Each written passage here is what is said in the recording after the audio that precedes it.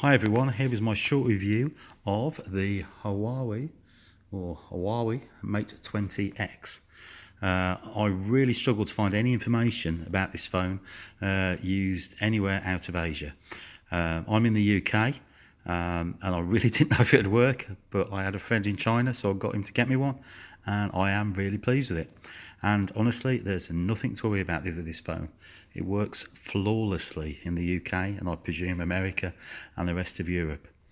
Okay, I'll give you some clues of what to do and what comes with the phone. Right, so you get the phone, obviously the box. You actually get two cases with it. You get like a little jelly case and a one that folds out so you stand it up. Nice little touch from Huawei. Also get a charger. It's an American pin. Great for Americans, not so great for English. Literally got a $1.99 plug adapter off Amazon and does the job. Still supercharges, really great. Earphones. Right, onto the phone. Okay, so how do you get it to work outside of China? This, by the way, is the normal Chinese version. I don't know if you can see that. It's the 6 gig. You can get an 8 gig. 256, but this is a 6 gig and it is the EVR AL100, which means it's just Chinese. Right, so when you get it, it doesn't automatically work, but don't worry, there's not a great deal to do. So what you need to do, it does work.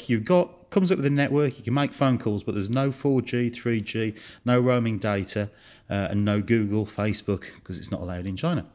So what you need to do is very simple. Go into settings and then you go into networks. I tried everything and I was really struggling to get 4G, but I found out what it was in the end. Mobile network, and then scroll down. Right at the bottom it says more. There's a weird thing that probably doesn't mean anything to you, or it didn't to me. LTE carrier aggregation. Now, aggregation means a cluster or group of things pulled together. But I thought something to do with LTE, let's try turning it off.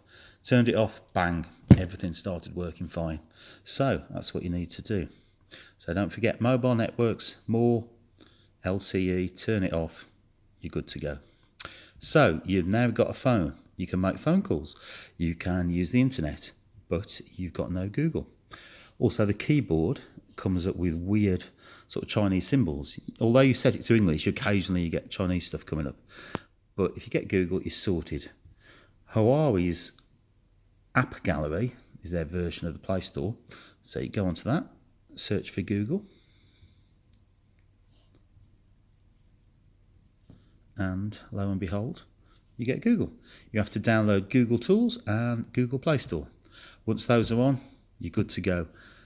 Once you download Google as the search engine, it will say, do you want to use English UK or English American? You say yes, and it transforms the keyboard, then it's perfectly working in English.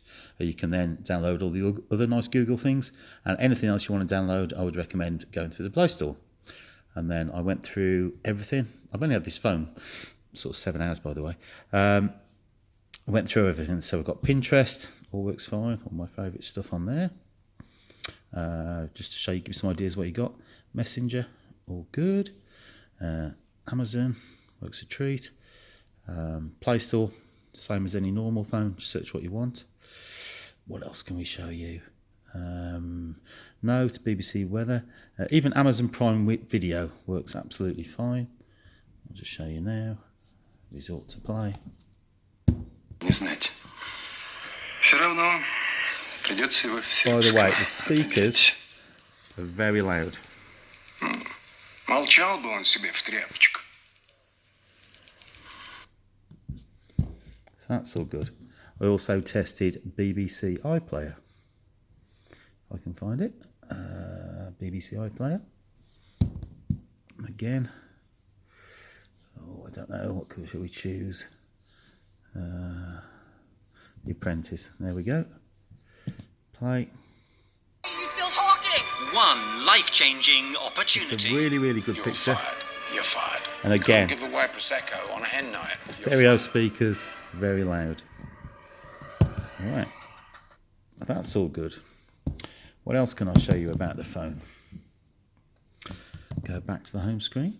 So YouTube again works absolutely flawlessly.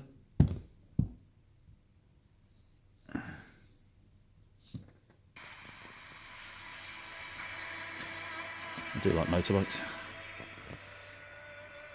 I got a question about it all the time. People know Can the zoom country in to a for full her screen. name. Works a treat. People are curious about it, but nobody really. Okay, but the other thing I've got to mention is the camera. The camera blows me away. It's absolutely amazing. The big thing for me is the widescreen. So you can set it to 18:9. Shoot your pictures. So I'm a big kid. I've got big scale electrics in my workshop. There you go. Looks a treat.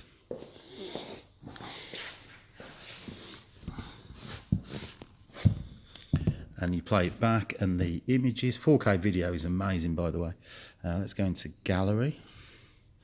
I've been in London town today, so I've been shooting a few pictures there. So just to show the quality of this, the low light is amazing.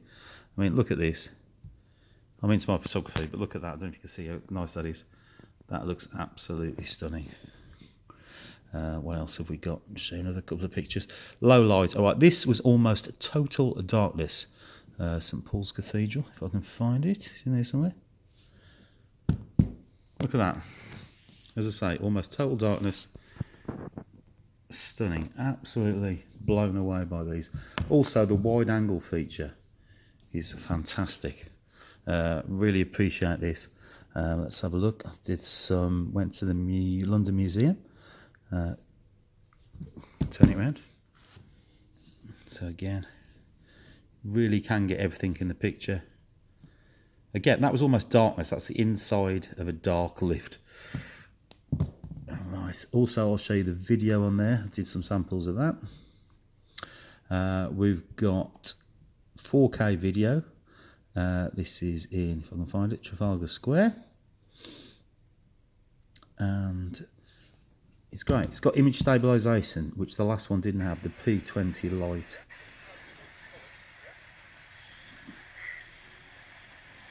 So again, as I'm moving around, works great.